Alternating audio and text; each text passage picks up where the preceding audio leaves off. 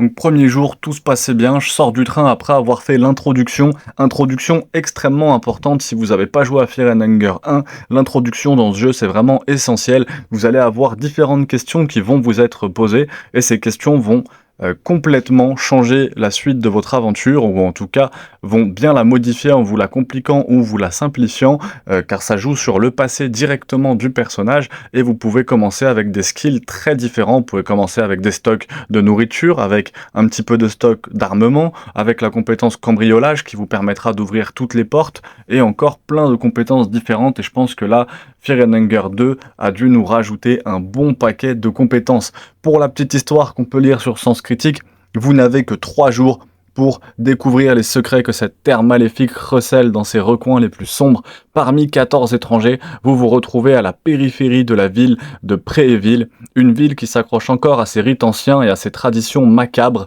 Vous êtes contraint de participer au festival de Termina, un événement inquiétant qui ne se produit qu'une fois, par lune verte, pâle et maladive, une lune qui se trouve être toujours souriante et qui surveille chacun de vos pas.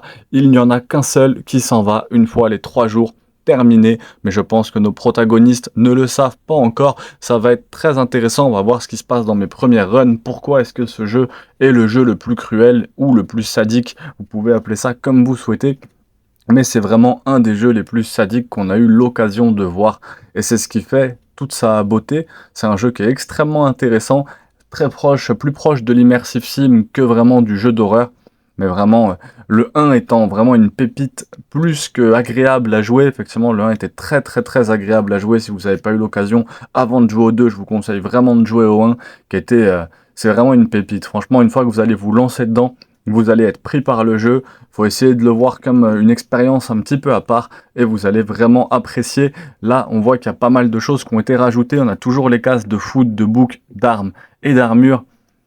Et on a pas mal de cases en plus, on peut même s'équiper d'objets maintenant et tirer directement avec. Je sais pas comment il a fait ça avec RPG Maker XP.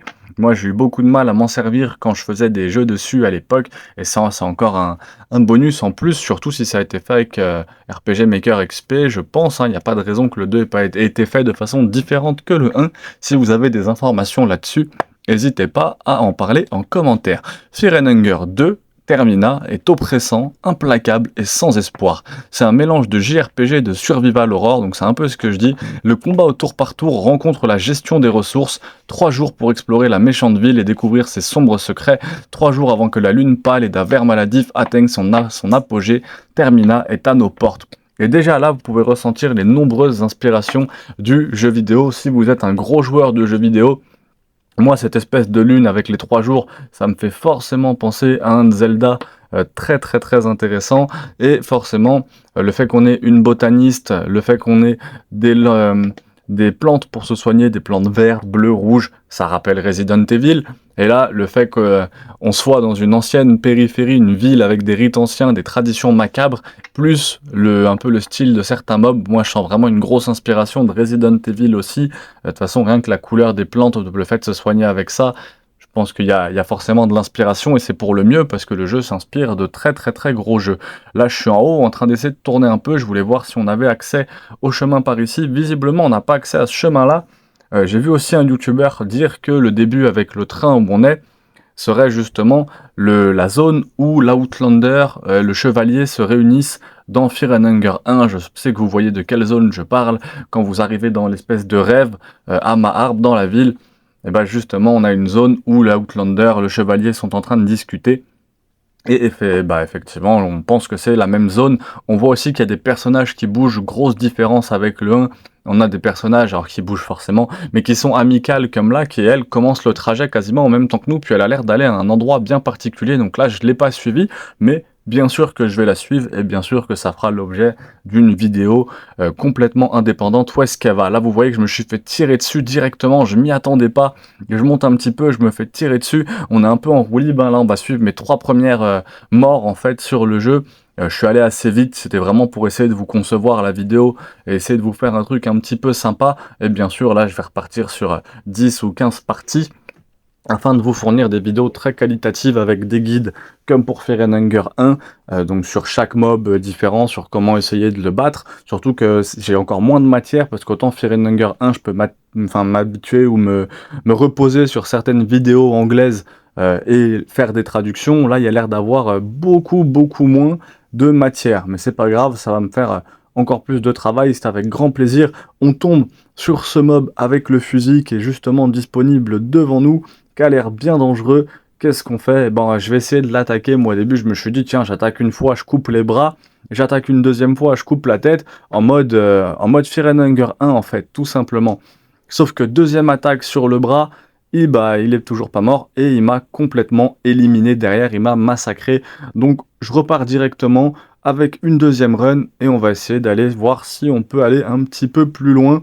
Donc on continue l'aventure. J'ai quand même réussi à trouver quelques vidéos de base, donc je vais quand même pouvoir vous sortir déjà les comment recruter chaque personnage justement dans son équipe, comme on avait fait, comment recruter Nashara, comment recruter le mercenaire, comment recruter la chevalière, etc. On va pouvoir faire pareil avec comment recruter Ossa Early. Donc là on se fait tirer dessus, regardez bien la scène, c'est très incroyable. Il est en train de se faire découper, je me souviens que c'était ma copine qui avait la manette, le téléphone à ce moment-là. J'ai vu la Black Chèvre là juste en haut, je me suis dit tiens j'aimerais bien qu'elle puisse rejoindre mon équipe, mais elle peut pas rejoindre mon équipe comme ça.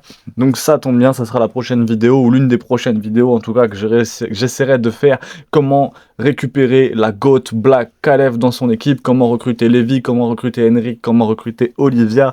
Il y a vraiment matière à faire plein de vidéos intéressantes. Sachant que sur Fear and Hunger 1, il me manque de vous faire comment recruter l'Outlander et comment recruter le kit démon. L'Outlander va être très simple, je pense que c'est une vidéo qui va arriver très facilement. Par contre, recruter le kit démon, ça va être très compliqué. Il va falloir que je trouve soit un gameplay, idéalement, le mieux ça serait de trouver un gameplay, soit j'ai pas encore l'idée de comment je vais faire.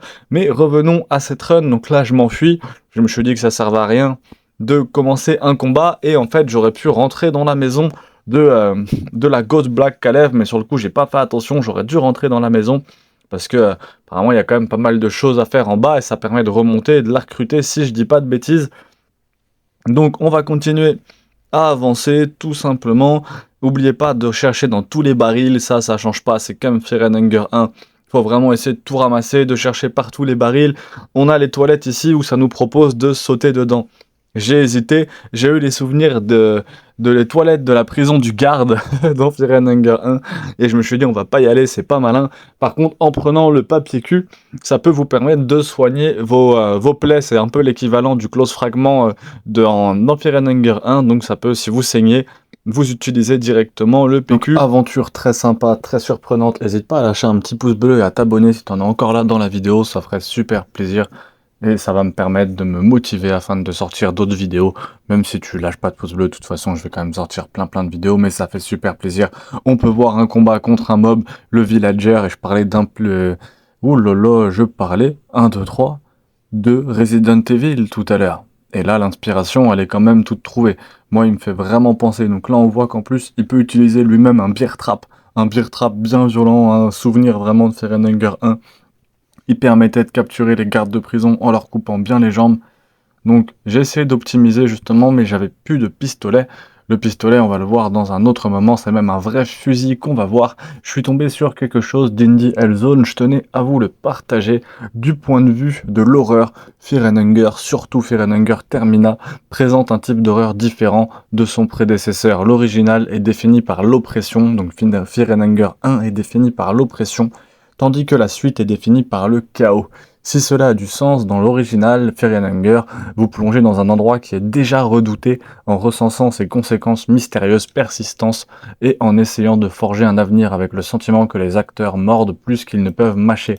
Termina présente un lieu qui n'est pas déjà mort, mais un lieu en proie à la mort. Le pire est en train de se produire actuellement.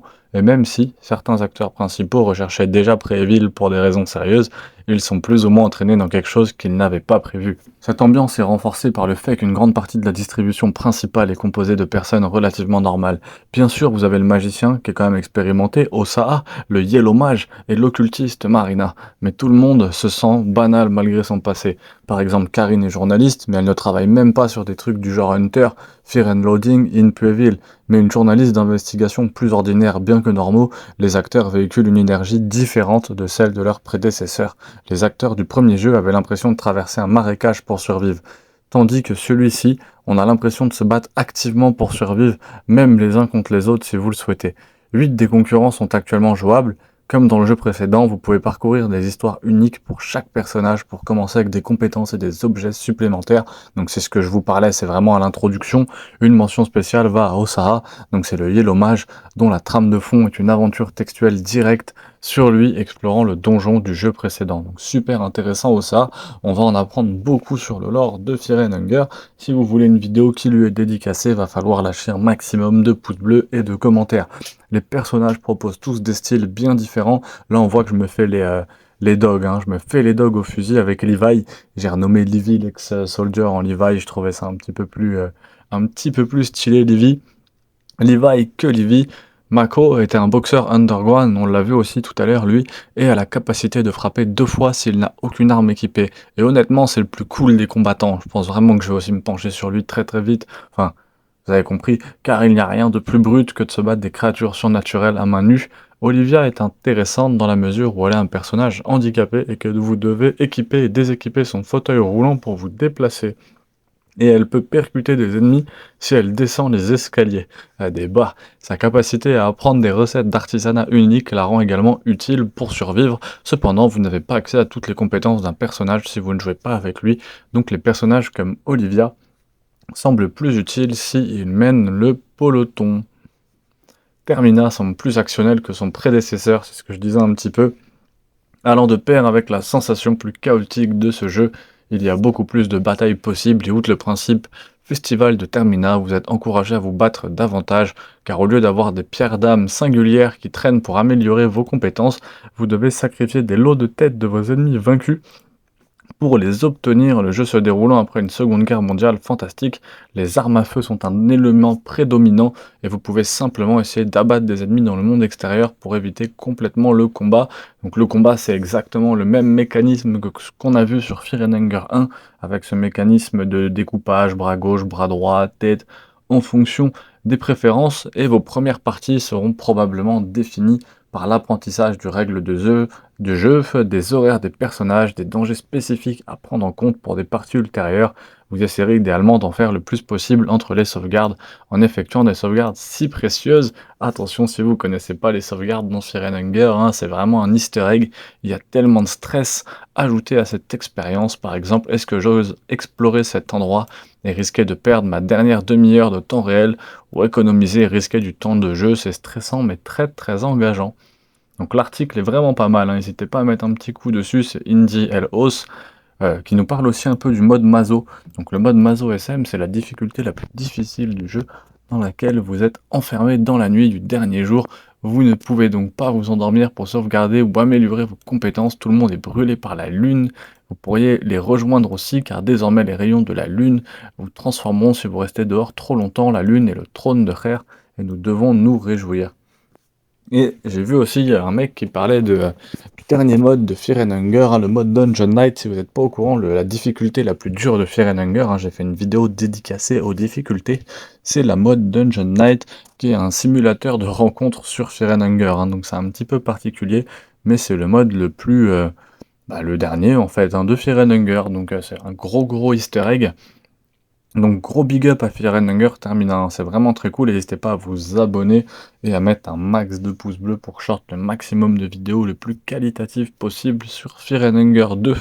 Bien que les sessions de jeu de Termina peuvent s'avérer plus courtes que celles des autres RPG, il s'agit d'un jeu dense qui invite à de nombreuses rediffusions, même si vous réussissez une partie réussie. Et c'est très vrai, c'est un excellent jeu. Et voilà, c'est exactement lui. En fait, c'est sur cet article-là d'Indie Hellzone, et si j'avais des souhaits pour le jeu, ce serait un équivalent du mode Dungeon Knight. Donc après, on verra ce que ça donne. Là, du coup, j'étais aussi passé avec un autre personnage du nom de Marina, et abonnez-vous, pouce bleu pour la suite, c'était carré pour vous servir.